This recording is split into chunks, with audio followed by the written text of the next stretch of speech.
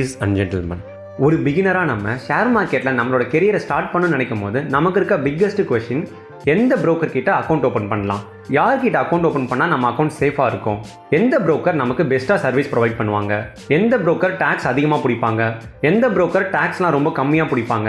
இந்த மாதிரி எல்லா டீட்டெயில்ஸும் இந்த வீடியோவில் கம்ப்ளீட்டாக உங்களுக்கு நான் எக்ஸ்பிளைன் பண்ணுறேன்.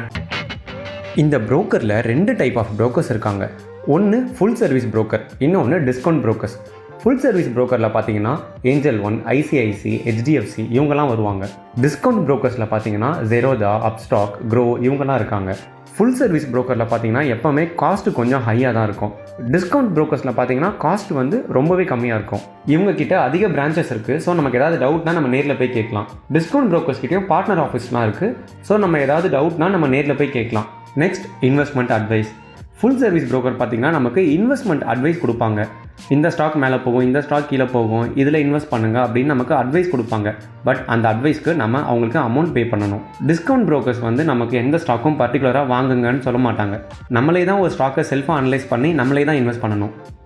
இப்போது இந்தியாவில் எந்த broker கிட்ட எல்லாரும் அதிகமாக டிமேட் அக்கௌண்ட் ஓப்பன் பண்ணுறாங்கன்னு நேஷனல் ஸ்டாக் எக்ஸ்சேஞ்ச் ஒரு டேட்டாவை ரிலீஸ் பண்ணியிருக்காங்க.